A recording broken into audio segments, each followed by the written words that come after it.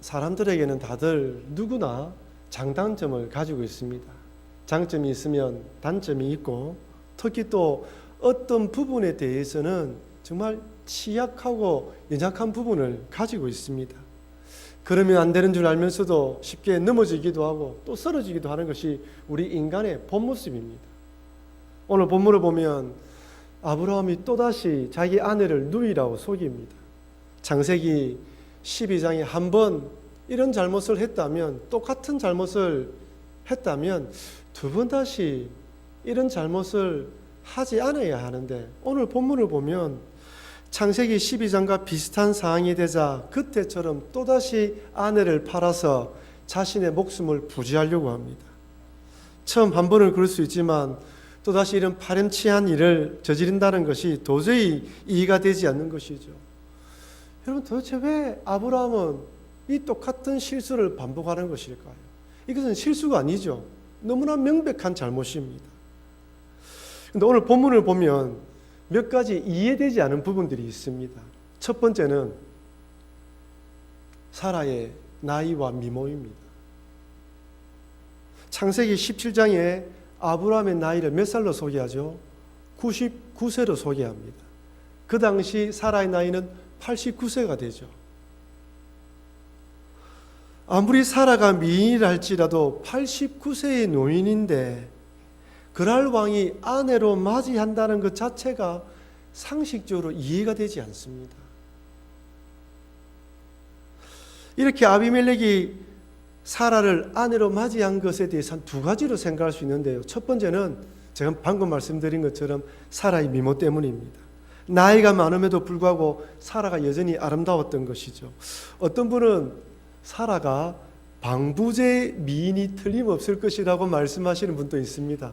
우스갯소리로 지어낸 이야기지만 아이를 낳지 않았고 고생을 많이 하지 않았다면, 그리고 공주처럼 지내고 그리고 몸매와 얼굴을 잘 꾸몄다면 89세가 되어도 여전히 아름다운 미모를 가졌다고 생각하는 것이죠.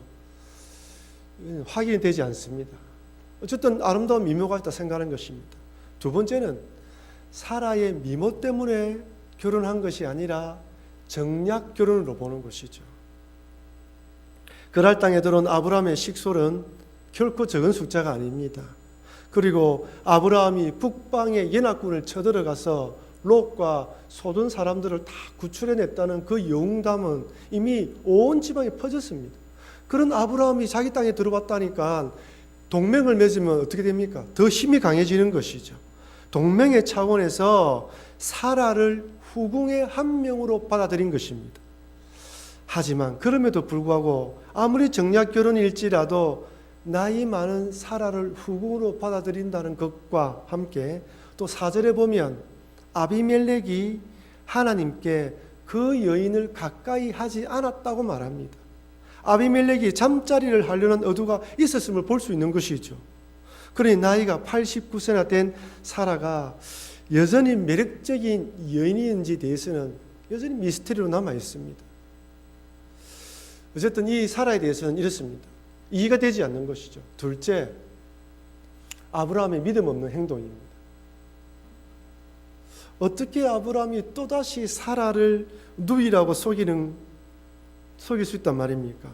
창세기 12장에서 처음으로 누이라고 속일 때는 처음이니까, 가나안 땅에 들어온 지 얼마 되지 않으니까, 믿음이 약하니까 얼마든지 이해할 수 있습니다. 하지만 만약에 오늘 본문의 말씀이 이어서 연대적으로 기록됐다면 지금 그때와 비교해보면 24년이 지났습니다. 소돔 땅에 일어난 전쟁으로 롯이 포로로 잡혀갔을 때 집에서 훈련시켰던 318명의 군사들과 함께 쳐들어가서 북방의 연합군을 물리치고 조카 롯과 소돔 사람들을 구원해냈던 믿음의 용사였단 말이에요. 어디 이뿐입니까? 소돔과 고모라를 멸하러 가는 하나님과 천사들을 영접하고 하나님의 뜻을 알고 난 뒤에 아브라함이 중보자 역할을 감당했어요. 그때와 비교하면 믿음이 엄청 성장한 것입니다. 이런 아브라함이 갑자기 이렇게 믿음 없는 행동을 한다는 거, 여러분 이해가 됩니까? 여러분 성경책을 읽을 때, 창세기 20장을 읽을 때 궁금하지 않던가요? 물론 엘리야 선지자도 갈멜산에서 바알 선지자들과 대결하여 하늘에서 불이 떨어지는 능력을 행했음에도 이세벨 선지자가 죽이겠다고 협박을 하자 믿음을 잃어버리고 저 산으로 도망가서 하나님께 죽여달라고 말하기도 합니다. 하지만 오늘 본문을 찾아보면 아브라함이 이렇게까지 믿음 없는 행동을 할 이유를 전혀 찾아볼 수가 없어요.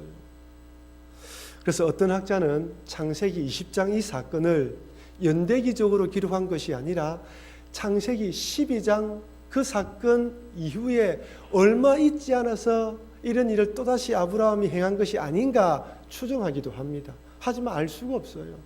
그리고 중요한 것은 아브라함이 어쨌든 2번 똑같은 잘못을 반복했다는 사실입니다. 여러분, 왜 아브라함은 똑같은 잘못을 반복했을까요? 이유가 무엇입니까? 그것은 아브라함만이 가지고 있는 연약함 때문입니다. 강박관념이죠. 어떤 강박관념입니까? 낯선 곳에 가면 미모인 아내로 인해서 자기를 죽이고 아내를 빼앗아 갈 것이라는 강박관념에 사로잡혀 있었어요.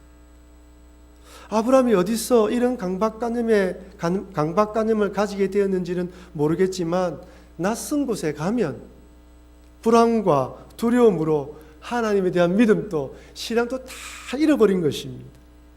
도저히 믿음으로 극복하지 못한 것이죠. 네, 여러분 한번 잘 생각해 보십시오. 아브라함의 이런 연약한 모습이 아브라함만의 모습입니까?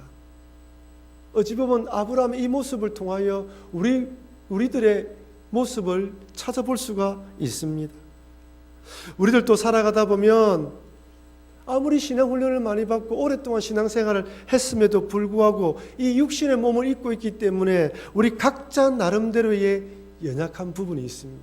어떤 부분에 대해서는 유독 강한데 그 부분만 맞으면 그 부분에서 문제가 생기면 믿음으로 극복하지 못하고 한 번, 2번 반복해서 넘어지는 거예요. 이렇게 하면 안 되는 줄 알면서도 또다시 넘어지고 부끄러워하면서도 또다시 똑같은 실수를 반복하는 것이 우리들의 모습입니다. 어찌 보면 아브라함의 이 모습이 육신의 한계를 지니고 이 땅에 살아간 우리들의 모습이기도 한 것이죠. 근데 오늘 본문을 보면 하나님께서 이런 아브라함을 책망하거나 버리시거나 내치지 않는다는 거예요. 적극적으로 개입하셔서 창세기 12장처럼 또 적극적으로 개입하셔서 이 문제를 해결해 주신다는 것입니다. 그래서 저는 오늘 본문의 말씀을 통하여 2가지 크게 교훈을 얻고 2가지 기도 제목을 가지게 되었습니다. 첫 번째는 우리의 연약함에도 불구하고 하나님의 뜻을 성취하신다는 사실입니다. 하나님의 구원 역사는 우리들의 연약함에도 불구하고 하나님께서 하나님의 방법으로 계속해서 성취해 간다는 것입니다. 여러분, 이 세상은 똑같은 실수와 잘못을 반복하면 절대로 용서하지 않습니다. 직장과 사업터에서 2번 같은 실수를 반복한다면 쫓겨나거나 퇴출당하는 것이죠. 하지만 우리 하나님은 한번 믿음의 자손을 선택한 우리들이 연약함을 가지고 넘어질 때 이런 우리들을 품어주시고 끝까지 함께 해주신다는 것입니다. 오늘 본문에 아브라함의 이 믿음 없는 행동은 하나님의 구속 사역을 망칠 뻔한 큰 잘못입니다. 아브라함과 사라를 통하여 믿음의 자손, 약속의 자손 이삭이 태어나야 하는데 자칫 잘못하면 이 큰 문제가 생기는 것이죠. 그것도 한 번이 아니고 2번씩이나 말입니다. 하지만 하나님께서는 이런 아브라함을 책망하지 않으시고 또다시 적극적으로 개입하십니다. 창세기 20장 3절 말씀 같이 한번 읽어보겠습니다. 그 밤에 하나님이 아비멜렉에게 현몽하시고 그에게 이르시되 내가 데려간 이 여인으로 말미암아 내가 죽으리니 그는 남편이 있는 여자임이라. 하나님께서 꿈에 나타나셔서 아비멜렉에게 그 여자를 건드리면 어떻게 한다고요? 죽일 것이라 말씀합니다. 꿈이지만 아비멜렉이 얼마나 놀랐을까요?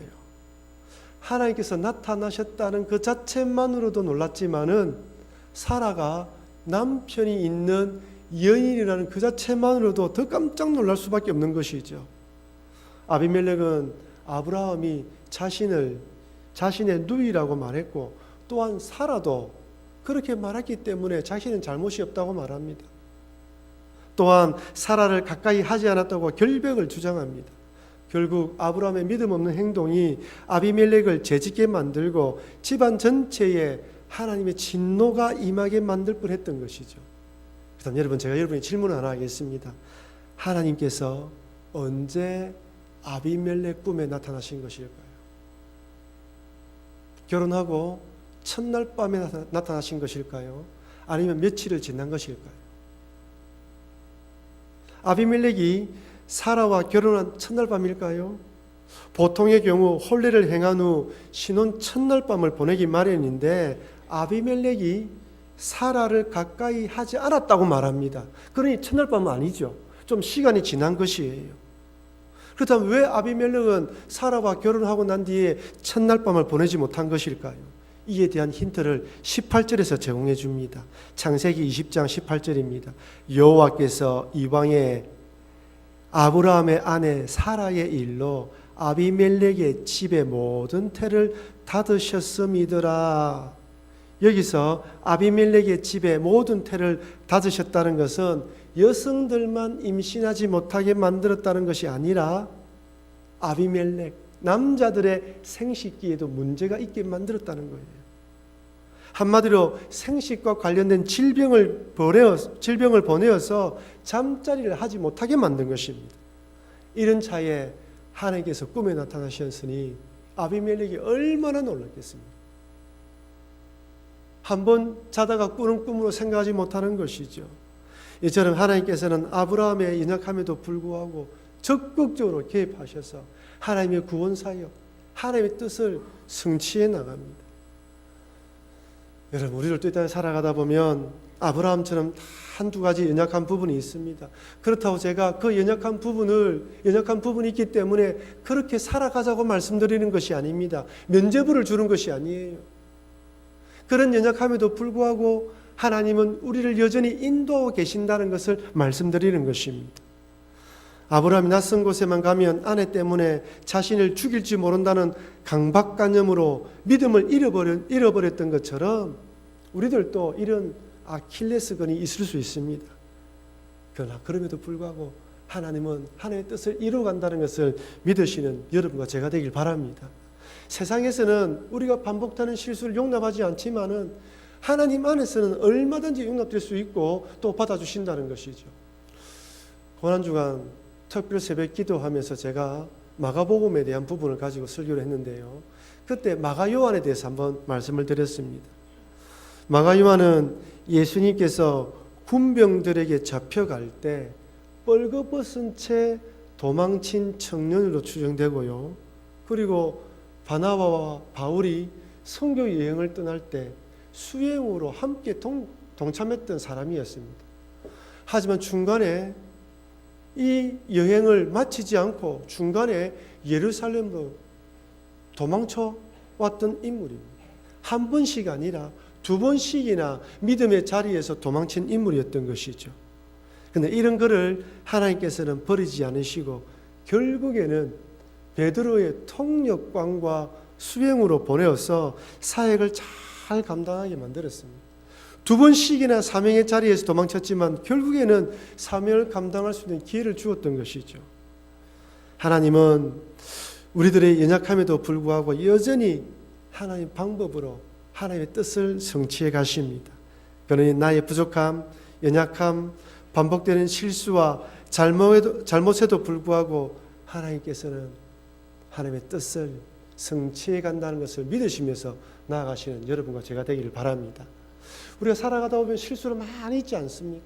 그때도 주님을 바라보며 나아가야 하는 것이죠. 두 번째는 아브라함에게 선지자라는 정체성을 확실히 심어주십니다. 창세기 20장 7절 말씀 우리 같이 읽어보겠습니다. 이제 그 사람의 아내를 돌려보내라. 그는 선지자라. 그가 너를 위하여 기도하리니 내가 살려니와 내가 돌려보내지 아니하면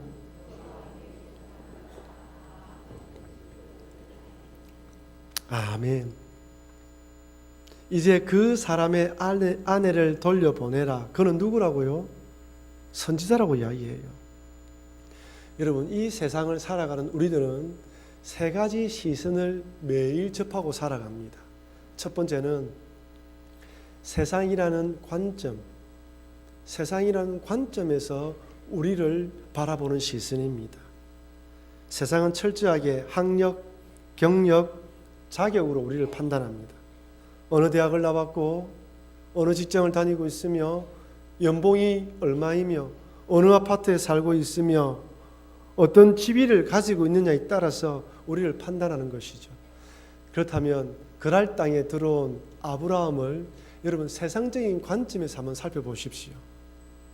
대단한 인물입니까? 자기 이름으로 된 땅이 있습니까? 아무것도 없어요. 뜨돌이 신세입니다. 나그네 신세이고 방랑자이며 이방인에 불과합니다. 비록 하나님으로부터 자손과 땅과 복의 근원이 될 것이라는 약속을 받았지만 세상 관점에 보면 그 약속이 이루어진 것이 하나도 없어요. 24년이나 지났지만 여전히 사라와 자신을 통하여 낳은 자식이 없었을 뿐 아니라 자기 이름으로 된 땅이 하나도 없습니다. 그저 목초지를 따라 이곳저곳으로 이동하면서 살아야 하는 이방인에 불과합니다. 영적으로는 분명히 하나님의 축복받은 백성이지만 세상적인 관점에서 보면 별 볼 일 없는 사람입니다. 세상적인 관점에서 볼 때 우리 그리스도인도 마찬가지입니다. 어려운 일을 당한 성도들을 만나서 신방하면 목사님, 하나님 믿어도 왜 이렇게 일이 잘 풀리지 않습니까? 하소연하는 사람들이 종종 만나게 됩니다. 자식도 집안의 문제도 해결되는 것이 하나도 없다면서 정말 이젠 지칠 대로 지쳤습니다 라고 하소연하시는 분도 있습니다. 아무리 천국에 들어갈 하나님의 백성이다, 우리는 새하늘과 새 땅을 바라보며 그 소망을 가지고 살아가자라고 이야기를 하지만 지금 현재의 문제가 더 크게 보이는 것이죠. 천국은 저 멀리 있고 이 땅의 이 물질적인 문제, 자녀와 가정의 어려움이 우리를 힘들게 만듭니다. 여러분 사실 그렇지 않습니까? 천국은 저 멀리 있고 믿음은 저 멀리 있고 당장 눈앞에 있는 이 어려움들이 우리들의 목을 쪼아오지 않습니까? 더군다나 세상 사람들이, 믿지 않는 사람들이 지나가면서 저 사람은 예수 믿는다 하면서도 왜 저렇게 안 풀리지? 이런 이야기 한 번 들으면 막 힘이 쫙 빠지는 것이죠. 이처럼 우리들은 이 세상에 살아가고 있기 때문에 세상의 시각에서, 세상의 관점에서 우리를 바라보는 이 시각에서 자유로울 수가 없습니다. 우리를 힘들게 만드는 것이죠. 두 번째로 우리 자신이 우리 자신을 바라보는 시선이 있습니다. 여러분들은 여러분 자신에 대해서 만족하십니까? 이 젊은 청년들이나 아이들에게 물어보면 만족한다고 말하는 아이들이 거의 없습니다. 우리가 보기에 너무 예쁘고 너무 귀한 아이들이지만 자기 자신에 대한 낮은 자존감으로 살아가는 사람들이 너무 많습니다. 치열한 경쟁 사회 속에 살아가기에 낮은 자존감과 열등의식에 사로잡혀 살아가는 것이죠. 여러분 옛날에 인터넷이 없던 시절에 이 텔레비전이 없던 시절에는 이 경쟁 대상자가 누구입니까? 학교 친구나 동네 사람들이에요. 그 동네 안에서 내가 예쁘면 제일 예쁜 것입니다. 하지만 지금은 인터넷과 이 TV에 이런 것으로 인해서 경쟁 상대가 누구입니까? 연예인이에요, 연예인. 얼굴 쪼만하고요. 그죠? 늘씬한 연예인들을 비교해요. 그러니까 젊은 아이들이 우리가 아무리 예쁘다고 말해도 자기 마음에 차지 않는 거예요. 만족하지 못하고 불평과 불만을 가지는 것이죠. 더군다나 우리나라 사회는 칭찬과 격려가 인색하지 않습니다. 아무리 잘해도 못한 것만 콕 꼬집어서 말하기 때문에 우리 마음속에 늘 부족함들을 가지고 있는 것이죠. 그래서 여러분 힘들고 어려울 때 내 자신과 대화하면 우울증에 걸립니다. 힘들고 어려울 때 내 내면의 소리에 자꾸 귀를 기울이면 더 힘이 빠지고 약해지는 거예요. 그때는 의도적으로 하나님 말씀에 더 귀를 기울이고 찬송을 불러야 됩니다. 하나님 안에서 내가 누구인지 발견하지 못하면 자꾸 밑으로 처지게 되는 것이죠. 세 번째로 하나님이 우리를 바라보는 시선이 있습니다. 오늘 본문을 보면 하나님은 아브라함을 선지자라고 부릅니다.